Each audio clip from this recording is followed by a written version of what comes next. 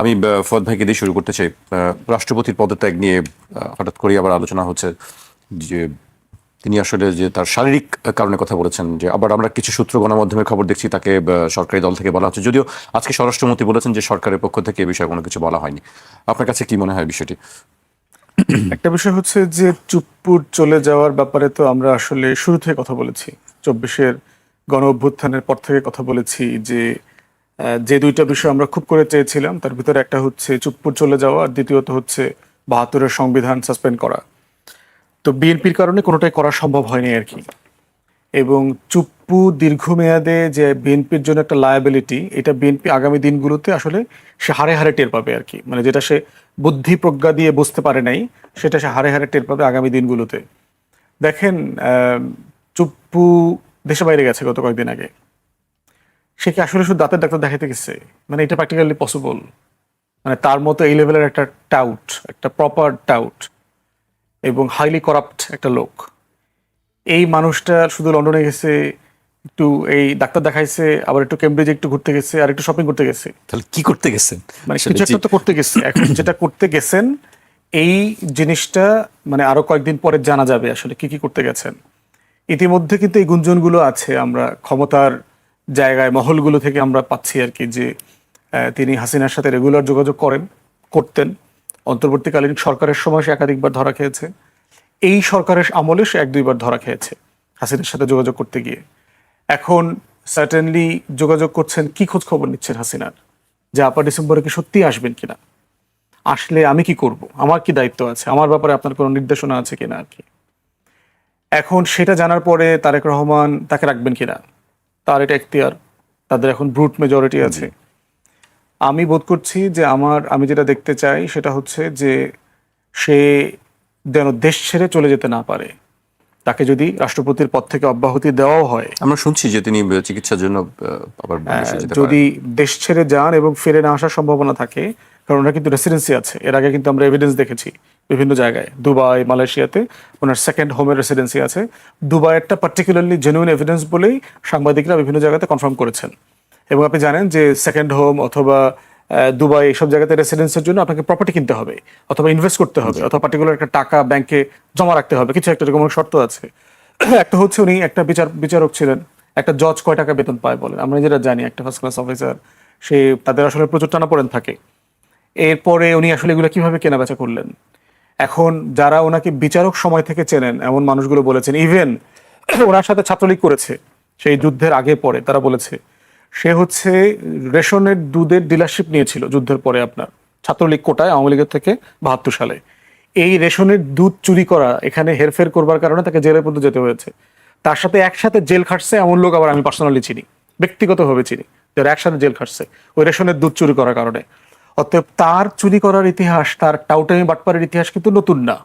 হাসিনা কিন্তু দেখে শুনে রাইট ফেরেস্তা ঠিক করছে, কারণ ফেরেস্তা যদি টাউট না হয় ওকে নিয়ন্ত্রণ করতে পারবে না, হাসিনা এটা জানে। কারণ হাসিনা তো নিম্নে হচ্ছে যে মানে সে তো শয়তানের আমির শয়তান। তো যিনি ইবলিসের আমির, তাকে তো ইবলিস সিলেকশনের সময় অবশ্যই তাকে চিন্তা করতে হয়েছে ও দুষ্টামি করলে কি আবার আমার বিরুদ্ধে চলে যায় কিনা, ওর একটা টাইট দেওয়ার একটা ব্যবস্থা রাখতে হবে আর কি। এই জন্য দেখবেন পুরো আওয়ামী লীগ কিন্তু দল আকারে ওয়াজ শকড যখন চুপ্পুকে প্রেসিডেন্ট করা হয়েছে। তো সেই জায়গাতে দেখেন তার চুরির ইতিহাস এইটা। বিচারপতি থাকা অবস্থায় তাকে যারা চেনে, তার সহকর্মীরা ছিল, তারা সবাই তাকে খুবই অসৎ কর্মকর্তা হিসাবে চিনত। তারপরে হচ্ছে সে দুদকের কমিশনার হইল, তাকে বস্তা ভৈরা টাকা দিয়ে আসছে এমন লোক ব্যক্তিগতভাবে আমাকে বলছে যে আমি ওর বাসায় ওর বস্তা ভরে টাকা দিয়ে আসছি। মানে যে দেশের সাথে অবশ্যই একটা দুর্নীতিবাজ লোক, এবং বাংলাদেশের সাথে এগুলো ডিল হয় ব্যাকডোরে, যে আমি আপনারা বাঁচানোর জন্য মোস্তফা ভাইয়ের বস্তা দিয়ে পাঠিয়ে দিলাম, ভাই এটা এটা ডিল করেন, আমাকে একটা সাদা সোতা দিয়ে দেন, ওই পাইপের ওই পাশে ঠেইলে পাঠিয়ে দেন, বলেন আমি একদম চরিত্রবান একটা মানুষ আর কি। তো তার এই অনেকগুলো বিষয়, যে ধরনের ঘটনা থাকলে ধরেন কোনো ব্যক্তিকে রাষ্ট্রপতি করা হয় না, অথবা করা হয়ে থাকলে তাকে ইমপিচ করা উচিত। আমাদের তো ইমপিচমেন্টের প্রভিশন আছে, কিন্তু কখনো অ্যাপ্লাই করা হয়নি। তো সে আসলে সিরিয়াসলি গণ অভ্যুত্থানকে আন্ডারমাইন করা, এবং ইন্টারভিউ দেখেন, এই মানব জমিনের সম্পাদক সাহেব মতিউর রহমান চৌধুরী সাহেবকে তিনি ইন্টারভিউ দিয়েছেন, রয়টার্স, এএফপি কে সে কয়েকবার ইন্টারভিউ দিয়েছে। এক একটা ইন্টারভিউতে কিন্তু সে খুবই গুরুত্বপূর্ণ কথা বলেছেন, হাসিনার কোনো পদত্যাগপত্র আমি পাই নাই। তাহলে আসলে হাসিনা পদত্যাগ করে নাই? যেটা নিয়ে আলটিমেটলি হচ্ছে সংসদ কেমনে ভাঙলো, অ্যাটর্নি জেনারেল কেমনে অ্যাপয়েন্টেড হইলো, 106-এর নাটক কেমনে হইলো, অনেক প্যান্ডোরাস বক্স ওপেন হয়ে যাচ্ছে। সেই অন্তর্বর্তীকালীন সরকারের বিরুদ্ধে অনেকগুলো অভিযোগ করেছে, আমাকে প্রপার যে প্রোটোকল দেয় না, আমাকে বের হইতে দেয় না, দেখা সাক্ষাৎ করে না, আমাকে কোনো মিটিংয়ে ডাকে না, আমার জাতীয় দিবসে আমার ক্রয়পত্র ছাপা হয় না, অনেক কিছু বলছে সে ওই সব জায়গাতে। এখন এইরকম একটা ক্রিমিনাল যদি দেশের বাইরে চলে যায় এবং তার ফেরার সম্ভাবনা না থাকে, তখন কিন্তু সে এমন এমন তথ্য এবং কথাবার্তা বলবে যেটা আলটিমেটলি এই যে আওয়ামী প্রোপাগান্ডা মেশিন, দিল্লির যে আধিপত্যবাদের মিসইনফরমেশন ডিসইনফরমেশনের ক্যাম্পেইন চলছে, এই ক্যাম্পেইনটাকে বেগবান করবে। অতএব আমরা সরকারকে বলবো, যদি চুপ্পুকে অব্যাহতিও দেয়া হয়, তাকে যেন দেশের বাইরে যেতে দেয়া না হয়। কারণ দেশের ভিতরে থাকলে তাকে আপনি নিয়ন্ত্রণ করতে পারবেন, দেশের বাইরে থেকে সে দুষ্টামি যেগুলো করবে আওয়ামী লীগ এবং ভারতের সহযোগিতাতে, এইটা দেশের জন্য খুবই বিব্রতকর অবস্থা তৈরি করবে, যেটা কারোর জন্য ভালো হবে না। তারেক রহমান সরকার হয়তো মনে করছেন যে এটা বললে অন্তর্বর্তীকালীন সরকারের বিরুদ্ধে বলবে, ইউনূসের বিরুদ্ধে বলবে, শুধু ইউনূসের বিরুদ্ধে বলবে না, আপনাদের 14 গোষ্ঠীর খোঁজ খবর বের করে দেবে, এক্সপোজ করে দেবে। কিন্তু জি, আমি কামাল ভাইয়ের কাছে আসি। ফজলের কাছ থেকে অনেক তথ্য আমরা পেলাম, অনেক বিষয় যেগুলো নিয়ে সবসময় আলোচনা হয়। আবার নতুন করে আপনি এখানে একটু যোগ করার বিষয় আছে। তিনি ভাগ্যের প্রশ্নে তিনি ভাগ্যবান। 3টে সরকারের শপথ পড়িয়েছেন। শেখ হাসিনার সরকারের সর্বশেষ সরকারের শপথ পড়িয়েছেন, ডক্টর ইউনূস সরকারের শপথ পড়িয়েছেন, এখন যে সরকারটি আছে তার শপথও তিনি তিন পড়িয়েছেন। বাহিনী প্রধানের মতো আর কি। হ্যাঁ, তারপর কথা বলেন নাই করতে করতেও কিন্তু কম বলেন নাই। ওনাকে নামাজ পড়তে পর্যন্ত দেয়া হয় নাই, এই অভিযোগ পর্যন্ত এনেছেন। ডাক্তারের কাছ তো যেতে দেয়া হয়নি, অপমান অপদস্থ করা হয়েছেই। আবার তিনি কিন্তু পদ ছাড়েননি, রাগ করেননি। তার মানে চরম ধৈর্যশীল মানুষ।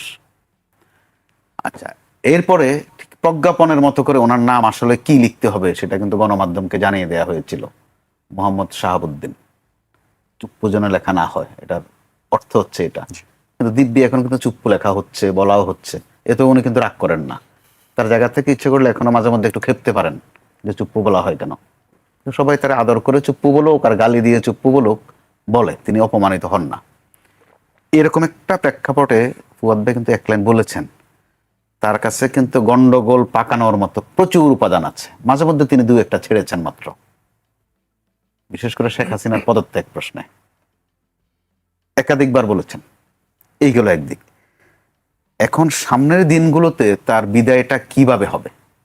কি তাকে কি ইমপিচ করা হবে, নাকি তিনি নিজে নিজে দাঁতের অসুখ অথবা চোখের অসুখ কিছু একটা বলে চলে যাবেন? তো চলে যাওয়াই কি শেষ? না, ওনার চলে যাওয়াই কিন্তু শেষ না। ওনার কাছে অনেক খোরাক আছে, রাজনীতির খোরাক, সাংবিধানিক খোরাকও আছে। এখন তাকে কে কিভাবে ব্যবহার করবে, অপব্যবহার করবে, এটা যার যার বিষয়। আর ব্যবহৃত যারা হন বা যেই পাত্রটা ব্যবহৃত হয়, তার কাজে হচ্ছে ব্যবহৃত হওয়া, সে বলেই রাখে আমাকে ব্যবহার করুন।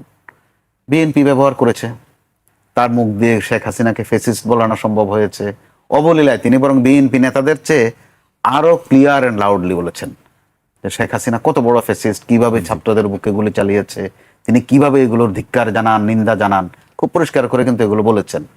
তো আবার আমাদের রাজনীতির যে গতি প্রবাহ, আমরা কিন্তু এগুলোতে অভ্যস্ত হয়ে গেছি, যে একটু বলে আর কি, বলার জন্য একটু বলা লাগে, কিছু মনে করিস না, প্লেয়ারটা আমাদেরই, এরকমটা সান্ত্বনা থাকে। কিন্তু ওই ক্ষেত্রে উনি চলে যাওয়ার পরে কোন পরিস্থিতি হবে, কোন পদ্ধতিতে যাবে একদিক, এরপরে কে আসবেন, আসার মতো বিএনপি তো লোক অসংখ্য আছে।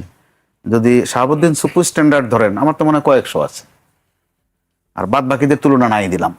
তো এখানেও একটা রাজনীতি আছে, আবার আরেকটা ছোট্ট রাজনীতিও আছে, এটাও কিন্তু আলোচিত। একটা তো আলোচিত যে তিনি লন্ডনে গিয়ে কার কার সাথে কি কি কথায় করেছেন, কি কি কথা বলেছেন, কিছু অডিও কিন্তু আছে। এগুলো হয়তো বা শিগগিরই, ওই যে একটু আগে যেটা বললাম, হ্যাঁ ভাই আসিতেছে রঙিন, ওইরকম কিছুর মধ্যে এটা পড়েও যেতে পারে। আরেকটা হচ্ছে যে তিনি তখন কোন কাণ্ডটা ঘটাবেন, একের পর এক তো ঘটিয়েছেন, এরপরে কোনটা ঘটাবেন। তো বিএনপি ওই ক্ষেত্রে কোন পথ ধরবে, তাকে ইমপিচ করবে নাকি কোনো অসুখ বিসুখ দিয়ে বিদায় করবে, বিদায় করাটাই কিন্তু বিদায় হবে না। এখানে পরিষ্কার করার দরকার আছে যে বিএনপি কোন পথে যাবে। আর সূক্ষ্ম যে কাজটা হয়েছে বলছিলাম, সেটা হচ্ছে যে জামাত ইসলামী, এনসিপি বা এবি পার্টি সহ অনেকের একটা একটু সুখ হয়তো লাগছে যে তাদের এই দাবি কিন্তু শুরু থেকেই যে সুপ্পুকে সরানো, বিএনপি সেটাকে আমল দিচ্ছিল না। এমনকি একজন কিন্তু এই ইস্যুতে ভালো মারধরের শিকার হয়েছিলেন, তিনি এখন বোধহয় প্রতিমন্ত্রী পর্যায়ে আছেন। ওনার হয়তো মার আর প্রতিমন্ত্রীতে দুটো মিলিয়ে গড়ের অঙ্কের সমান সমান হয়ে গেছে, কিন্তু বাদ বাকিদের অঙ্ক কিন্তু আরো নানা রকম আছে। জি, অঙ্ক, নানান রকমের অঙ্ক আছে, সামনে আরো অঙ্ক হয়তো আমরা দেখতে পাবো। শেষ পর্যায়ে চলে আসছি, আমি আরেকটি প্রসঙ্গ উল্লেখ করতে চাই ফদ ভাইকে দিয়ে। 24শে জুলাই গণঅভ্যুত্থান চলাকালে ফেনীতে সংঘটিত মানবতা বিরোধী অপরাধের একটি মামলায় শহীদ রাষ্ট্রপতি জিয়াউর রহমান হত্যা মামলার আসামি মোজাফফর হোসেনকে গ্রেফতার দেখিয়েছে আন্তর্জাতিক অপরাধ ট্রাইব্যুনাল। একই সঙ্গে তাকে দুদিনের জিজ্ঞাসাবাদের অনুমতি দেওয়া হয়েছে। আমরা একটি বিষয় জানি যে তার কোর্ট মার্শালে বিচার হয়েছিল, এবং সেই সম্প্রতি শুনছিলাম যে স্বরাষ্ট্রমন্ত্রী বলছিলেন যে সম্ভবত তাকে কোর্ট মার্শালে বিচার হবে ওই ঘটনার, কিন্তু তারপর দেখলাম যে আজকে আরেকটি মামলায় তাকে গ্রেফতার দেখানো হয়েছে। এই বিষয়ে আইনি অবস্থা কি একটু জানতে চাই। আমরা যতটুকু জেনেছি তাকে আসলে এই যে মাসুদউদ্দিন আহমেদ চৌধুরী, তার মাধ্যমে একটা ট্র্যাপ করে তাকে ধরা হয়েছে, এবং মাসুদউদ্দিন আহমেদ চৌধুরীকেও ইনফ্যাক্ট অন্য একটা ট্র্যাপে ধরা হয়েছে, সব দেশে ছিলেন না, তাকে দেশে এনে গ্রেফতার করা হয়েছে এরকম। তো সেইটা হচ্ছে যে স্পেসিফিক কোনো তথ্য আমরা পত্রিকায় দেখতে পাচ্ছি না, তবে যেগুলো শুনলাম বিভিন্ন জায়গাতে খোঁজখবর নিয়ে, যে হাসিনার সাথে ক্লোজলি যোগাযোগ থাকা, ভারতের বলয়ের সাথে যোগাযোগ থাকা, গণ অভ্যুত্থানের আগে পরে অন্তর্বর্তীকালীন সরকার বর্তমান সরকারকে বিব্রত করবার জন্য চেষ্টা করা, এমন অনেক কাজের সাথে সে সংশ্লিষ্ট আছেন। এখন একটা বিষয় হচ্ছে যে শহীদ প্রেসিডেন্ট জিয়াউর রহমানের হত্যাকাণ্ডের সাথে তো কোর্ট মার্শাল হয়ে গেছে, তো সেখানে তার বিচার এক্সিকিউট করাটা খুব ডিফিকাল্ট হওয়ার কথা না যদি মিলিটারি আইনে চলে যায়, কিন্তু যদি সিভিল অফেন্সের সাথে এঙ্গেজমেন্ট থাকে তাহলে তাকে ইমিডিয়েটলি কোর্ট মার্শালে হস্তান্তর করে ফাঁসি দেওয়ার বন্দোবস্ত করা যাবে না, সেখানে অন্য তদন্ত করে তথ্য কালেকশন করতে হবে। আমরাও বোধ করি যে বাংলাদেশের ইতিহাসের সবচেয়ে জনপ্রিয় ভালো সৎ রাষ্ট্রপতিকে যেভাবে হত্যা করা হয়েছে, এটার এই গল্পটার পুরোটা জানা দরকার, যেটা বিএনপি কখনোই খুব সিরিয়াসলি জানবার চেষ্টা করে নাই। যে এরশাদকে গ্রেফতার করা, তাকে আইনের মুখোমুখি করা, তার রাজনীতি করতে না দেয়া, ভারতের ইনভলভমেন্ট কি ছিল, কেন করা হয়েছে, এইটা পুরো গল্পটা নিয়ে বিএনপির দেখলাম কখনই কোনো আগ্রহ ছিল না। আপনি প্রতিশোধে না যান, এবং দেখলাম তারেক রহমান মাঝখানে একটা কথা বলেছেন খুবই মানে মানে মানে আনএক্সপেক্টেড, যে আপনি ব্যক্তিগত হিসেবে একটা জিনিস মাফ করে দেওয়া আর ন্যাশনাল ক্রাইম মাফ করে দেওয়া দুইটা এক জিনিস না। তো সেই জায়গাতে আমরা বোধ করছি যে ওনাকে সিরিয়াসলি জবানবন্দি নেওয়া দরকার, ইতিহাসের কোন কোন জিনিসগুলো জানেন এবং এগুলো পাবলিক করে ফেলা দরকার, কারণ এইটা এমন একটা ঘটনা যেটা জাতির সবাইকে জানতে হবে যে আসলে এগুলো ঘটেছে, এটা আমাদের সবার জন্য গুরুত্বপূর্ণ। জি, অবশ্যই আমরা সেই অপেক্ষায় থাকবো যে সবাই যেন সত্য ঘটনাটি বেরিয়ে এসে সবাই যেন সবকিছুই জানতে পারেন। আমরা জানি যে দিল্লিতে না, এখন শুধু অনেক জায়গায় ছড়িয়ে গেছে। আমি কিছু উল্লেখ করতে, দিল্লির পাশাপাশি মুম্বাই, বেঙ্গালুরু, পাটনা এবং আহমেদাবাদের মতো প্রধান শহরগুলোতেও আন্দোলন ছড়িয়ে পড়েছে। পাটনায় শিক্ষার্থীদের মিছিলে জলকামান ও টিয়ারশেল ব্যবহারের ঘটনা ঘটেছে। এর মধ্যে প্রধানমন্ত্রী নরেন্দ্র মোদী তিনি ঘোষণা দিয়েছেন ফাস্ট ট্র্যাক কোর্ট গঠন করে এটি যত দ্রুত সম্ভব বিচার করা হোক, কিন্তু তাতেও আসলে থামছে না, অনড় রয়েছেন যে শিক্ষামন্ত্রীকে পদত্যাগ করতেই হবে। এর মধ্যে তারকারাও যোগ দিয়েছেন, সেসব বিষয় নিয়ে অনেক আলোচনা আছে। আমি ব্যারিস্টার আসাদুজ্জামান ফদকে দিয়ে শুরু করতে চাই। আপনার কাছে কি মনে হচ্ছে যে আসলে আমরা অনেকটা দেখতে পাচ্ছি যে ঢাকার যে জুলাই গণঅভ্যুত্থানের যে চিত্র আমরা দেখেছি, ঠিক একই চিত্র আমরা ভারতের বিভিন্ন শহরে দেখতে পাচ্ছি। কি মনে হয় আপনার কাছে ভবিষ্যৎ? ধন্যবাদ। ভারতের ৮০ বছরের স্বাধীনতার ইতিহাসে এবং এর আগে ব্রিটিশ ইন্ডিয়া বলতে যে সময়টাকে আমরা বুঝি, মোটা দাগে কেন্দ্র সেন্ট্রাল ইন্ডিয়া বলতে যেটা বোঝায়, এই অংশে অথবা গত ৮০ বছরে কোনো গণ আন্দোলন সফল হয়েছে সেটার মাধ্যমে সরকার বদলে গেছে এমন কোনো ঘটনা নাই। ভারতের যে বিষয়গুলো নিয়ে ভারত যথেষ্ট ক্রেডিট নেয় সারা দুনিয়ার, তার ভিতরে একটা হচ্ছে যে তার এখানে কোনো রাজনৈতিক অস্থিতিশীলতা নাই, অস্থিরতা নাই। এখানে সবসময় ভোট আর নির্বাচনের মাধ্যমেই সরকার বদলেছে। ইন্দিরা গান্ধীর একটা সময় বছর দুয়ের মতো ইমার্জেন্সি ডিক্লেয়ার করেছিলেন তিনি, এবং তাকে এই জন্য ক্ষমা চাইতে হয়েছিল জাতির কাছে, ক্ষমা চেয়ে মাফটা চেয়ে তারপরে উনি পরবর্তীতে ক্ষমতা এসছেন, মাঝখানে একটা সময় ছিলেন না। তো মোটা দাগে কেউ মনে করছে না যে এই আন্দোলনটা মানে ভারতবর্ষে একেবারে সরকার বদলে দেবে এমন কোনো ঘটনা এখানে ঘটবে।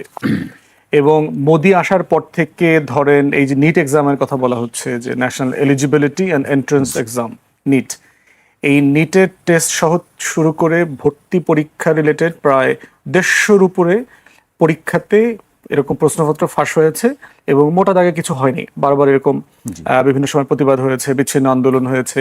এবারও দেখলাম 15-16 জন ছাত্রছাত্রী আত্মহত্যা করেছে, সংখ্যাটা বাড়ছে। তো সেই জায়গাতে সবাই বোধ করছে যে এটা একটা অ্যাওকেনিং এর মতো, একটু নাড়া দেয়া যে আসলে কি হচ্ছে, ছেলেপেলেরা আসলে বিরক্ত, এবং এর ভিতরে তো বিশাল বেকারত্ব আর কি। মানে ভারত যেভাবে তার অর্থনীতির সাইজের কথা বলে, আমি প্রায় বলি আর কি, যে সাইজ মানে কিন্তু গ্রোথ না, একটা মোটা মানুষ মানে কিন্তু সুস্থ মানুষ না। তো সেই জায়গাতে হচ্ছে ইন্ডিয়ার ইকোনমির যে সাইজ, ভিতরের বাস্তবতাটা কিন্তু আসলে সেরকম না। এখানে প্রতি বছর কয়েক কোটি তরুণ গ্রাজুয়েট জব মার্কেটে আসে, তার পপুলেশনের সাইজ তো হিউজ, পৃথিবীর সবচেয়ে এখন লার্জেস্ট পপুলেশন বেস, 1 নম্বরে আছে, চায়নাকে ছাড়িয়ে গেছে। তো এরকম একটা জায়গাতে আপনার 2-3 কোটি তরুণরা আসলে সেখানে জব মার্কেট নাই। তারপরে হচ্ছে হিন্দুত্ববাদী রাজনীতির কারণে যেটা হচ্ছে, আপনি একটা বিশাল সংখ্যক জনগোষ্ঠীকে কন্টিনিউয়াসলি ভয়ের মধ্যে রেখেছেন। আমেরিকার সাথে, পশ্চিমের সাথে তার সম্পর্ক ভালো না, পার্টিকুলারলি ট্রাম্পের সাথে সম্পর্ক ভালো না। এবং দেখেছেন যে যে রেসিপ্রোকাল ট্যারিফ চুক্তি নিয়ে বাংলাদেশে সুশীলদের তো প্রায় খতনা করার মতো অবস্থা আর কি। তো সেখানে দেখেন ভারতকেও কিন্তু প্রায় $550 বিলিয়ন ট্যারিফের বোঝা, কেনাবেচার বোঝা চাপিয়ে দিয়েছে। আমরা এখানে আলাপ করতেছি $6 বিলিয়ন ডেফিসিট। তো এখানে সেটা নিয়ে দেখবেন খুব বেশি তর্ক নাই। দেখবেন কংগ্রেস এবং অপোজিশন অ্যালায়েন্স যেটা আছে, তারা প্রায় এটা নিয়ে কথা বলার চেষ্টা করছে যে এই চুক্তির চাপিয়ে দেওয়ার জায়গাটা আর কি। তো সবকিছু মিলায় মোদী সরকার মোটা দাগে কোনো আন্দোলনে আপনার জনগণের দাবি মেনে নিয়েছে এমন ঘটনা শুধু একটা আছে, সেটা হচ্ছে কৃষক আন্দোলন, যেটা হয়েছে 21-22 সালে। আপনাদের মনে থাকার কথা, 2021 সালে আপনার একটা কৃষি আইন করে, যেটাকে মেইনলি হচ্ছে ভারতে আপনার পাঞ্জাব হচ্ছে সবচেয়ে বড় কৃষি ভান্ডার আর কি, শস্য, ফল টল, তারপরে সবজি টবজি, এগুলো সবচেয়ে বেশি হয়। তো সেখানে কোঅপারেটিভস করে দেওয়া আছে আইনে, মূল্যকে কৃষকরা যেন মূল্যের একটা প্যারিটি পায়। তা নাহলে যেটা হচ্ছে বাংলাদেশে, যেটা আমরা সাফার করছি ফরিয়াদ এবং মধ্যস্বত্বভোগীদের কারণে, যেটা হচ্ছে মূল যে উৎপাদনকারী কৃষক, উনি আসলে দামটা পাচ্ছেন না। আবার শহরগুলোতে, ঢাকার মতো জায়গায় যারা আছেন, তারা প্রচুর দামে জিনিসটা কিনতে হয়। এ কারণে পাঞ্জাবে সহ বিভিন্ন জায়গায় তারা যেটা করেছে, কোঅপারেটিভস করে দিয়েছে। এইটা মোদি আইনটা পরিবর্তন করে এখানে কর্পোরেশনকে ইনক্লুড করছে, যেটা কর্পোরেটাইজ করা হবে এবং দাম মার্কেট ঠিক করবে। এটার প্রতিবাদে তখন কৃষক আন্দোলন হয়। 1 বছরের উপরে আপনার এই দিল্লি থেকে পাঞ্জাব, অমৃতসর পর্যন্ত রাস্তা রাস্তা কিন্তু ব্লক করে রাখে, সীমান্ত পর্যন্ত ব্লক হয়ে যায়। তারপরে আপনার 22 নভেম্বরে গিয়ে তারা এই দাবিটা, আইনটা বাতিল করে মোদী সরকার। এর বাইরে মোটা দাগে কোনো আন্দোলনে কিন্তু মোদী কনসিড করে নাই। ধরেন কাশ্মীরের আর্টিকেল 370 বাতিল করা হলো, ব্যাপক আন্দোলন হয়েছে। নাগরিকত্ব সংশোধন আইন হইল, সম্প্রতি বিভিন্ন স্টেটে ভোটের আগে যে রিভিশন করেছে, SIR করেছে, সেগুলো নিয়ে আন্দোলন হয়েছে। কোনোটাতে কিন্তু মোদী ব্যাকট্র্যাকে যায় নাই। গবাদি পশু, গরু নিয়ে যে পরিমাণ হাঙ্গামা হয়েছে, খুন খারাপি হয়েছে, ব্যাকট্র্যাক করে নাই। এই জন্য অনেকেই মনে করছে ধর্মেন্দ্র প্রধান, তার যে শিক্ষামন্ত্রী, দলের ভিতরে খুবই সলিড লোক। আপনার পূর্বাঞ্চলে বিহার, উড়িষ্যা থেকে শুরু করে এই অঞ্চলে সবচেয়ে গুরুত্বপূর্ণ বিজেপির নেতা। অমিত শাহ ধরেন আপনার গুজরাট থেকে শুরু করে, যোগী আছে উত্তরপ্রদেশে। তো ধর্মেন্দ্র প্রধান হচ্ছে এই পূর্ব অঞ্চলের জন্য খুবই গুরুত্বপূর্ণ নেতা, যিনি ব্রাহ্মণ না। কারণ RSS আর বিজেপির হিন্দুত্ববাদী রাজনীতি হচ্ছে, নেতারা উপরে যারা আছেন মোটামুটি সবাই ব্রাহ্মণ, ক্ষত্রিয়, উচ্চ বর্ণের। তো ধর্মেন্দ্র প্রধান হচ্ছে অযাদব, মানে যাদব হচ্ছে একটা বিশাল ব্রাহ্মণ উচ্চ শ্রেণীর, উচ্চ বর্ণের সম্প্রদায়, সে হচ্ছে যাদব গোষ্ঠীর না। তো ধর্মেন্দ্র প্রধানকে সরিয়ে দিলে যেটা হবে, উড়িষ্যা থেকে শুরু করে বিহার, এই পূর্বাঞ্চলে নিম্নবর্ণের হিন্দুরা যারা বিজেপিকে ভোট দিয়েছে কোটিতে কোটিতে, তারা হয়তো অসন্তুষ্ট হবেন এবং বিজেপির ভোট মার্কেট এখানে সিরিয়াসলি এফেক্টেড হবে। তো এইসব কারণে ধর্মেন্দ্রকে সরানোর ব্যাপারে তারা চিন্তা করছে না। প্লাস হচ্ছে যে মোদি, অমিত শাহের যে টাফ স্ট্যান্স, যে তারা খুবই একটা শক্ত আয়রন ম্যান যে লিডারশিপ তারা শো করবার চেষ্টা করছে, সেটার মানে ক্ষয়িষ্ণু হয়ে যাবে। তো সেই কারণে বোধ করছে তারা যে এখানে কোনো দাবি দেওয়া কনসিডার করা যাবে না। এবং আন্দোলনও এমন পর্যায়ে গেছে বলে আমার কাছে এখনো মনে হচ্ছে না যে আপনার সিরিয়াসলি সে আসলে হুমকির মধ্যে পড়ে গেছে। আর প্রাতিষ্ঠানিকভাবে তো হাসিনার মতো টোটাল রাষ্ট্রীয় কাঠামো এখন মোদি এবং RSS এর দখলে। সেটা গদি মিডিয়া বলেন, সেটা সেনাপ্রধান বলেন, আর্ম ফোর্সেস, কয়েকদিন আগেই মাত্র পুলিশ প্রধান পরিবর্তন করা হয়েছে। তারপরে হচ্ছে নির্বাচন কমিশন বলেন, প্রধান বিচারপতি বলেন, পুরো কাঠামো হচ্ছে এখন বিজেপির দখলে আছে। তো সেই কারণে মোটা দাগে তারা খুব বেশি মানে হুমকির মধ্যে আছে এটা মনে হচ্ছে না। যদিও বিজেপি লিডারশিপ মনে করছে যে এখানে CIA এর একটা চক্রান্ত আছে, এখানে ক্ষমতার পালাবদলের একটা চেষ্টা করা হচ্ছে। এই তর্কটা হচ্ছে, আমি আপনার এখানে এর আগে কথা বলেছিলাম, deputy secretary of state Christopher Landau, সে গত মার্চ মাসে আপনার অবজারভার ফাউন্ডেশনের একটা প্রোগ্রামে দিল্লিতে এই কথাটা বলেছে যে চায়নাকে আর্থিকভাবে সমৃদ্ধশালী করে আমরা যে ভুল করেছি, এই ভুল ইন্ডিয়ার ব্যাপারে আমরা করব না। মানে পরিকল্পিতভাবে চায়না এবং পাকিস্তানকে কন্টেন করবার জন্য ইন্ডো প্যাসিফিক পলিসি, তার ভারত মহাসাগরে তার নিয়ন্ত্রণ এবং দক্ষিণ এশিয়ার যে ফ্রাঞ্চাইজ, প্রত্যেকটা রাষ্ট্রকে আপনি জানেন আমাদেরকে বন্ধক দেওয়া হয়েছিল দিল্লির কাছে, এই বন্ধকি সম্পর্ক তারা কন্টিনিউ করবে না। অতএব বিজনেসের টার্মে করতে হবে, আপনাদেরকে আপনাদের টার্মে বিজনেস করবেন, আমরা কোনো এক্সট্রা ফ্যাসিলিটি দিব না। এবং এটার রেজাল্টই হচ্ছে কিন্তু ট্যারিফ, প্রায় 39% ট্যারিফ, $550 বিলিয়ন কেনাকাটা করতে হবে আমেরিকা থেকে। এবং এইটার পরবর্তীতে বিক্রম সুদ, আপনার রয়ের চিফ ছিলেন, তার একটা ইন্টারভিউ দেখলাম, তিনি ওই অবজারভার ফাউন্ডেশনের মিটিংয়ে ছিলেন, তিনি বললেন যে ইটস এ সিরিয়াস থ্রেট, যে এই ধরনের কথা বলা মানে হচ্ছে আমেরিকার গত 35 বছরের ভারতের সোভিয়েত ইউনিয়নের পতনের পর থেকে ভারতের সাথে স্টেট ডিপার্টমেন্টের, পেন্টাগনের যে সম্পর্ক ছিল, যেই বোঝাপড়াটা ছিল, এইটা আসলে নাই, এটা ভেঙে গেছে। এর মানে হচ্ছে যে আমাদের ব্যবসা বাণিজ্যের উপরে ট্যারিফ আসতেছে, হুমকি আসতেছে, আমাদের অর্থনীতির উপর হুমকি আসছে, এবং একইভাবে এখানে রাজনৈতিক শক্তির পট পরিবর্তনের একটা সম্ভাবনা তৈরি হয়েছে। এখন সেই রকম একটা বাস্তবতায় অনেকেই সন্দেহ করছেন যে এই আন্দোলনে আপনার সারা পৃথিবীতে এরকম এই যে অরেঞ্জ বিপ্লব করার, বিভিন্ন রংধারী বিপ্লব করবার, অভ্যুত্থান করবার যে কালার রেভলিউশন করবার ইতিহাস যেভাবে আমেরিকার পশ্চিমের আছে, তেমনই কিছু একটা এখানে ঘটতে চলেছে কিনা, এইটা বিজেপির পন্থী যারা আছেন তারা অনেকে সন্দেহ করছেন।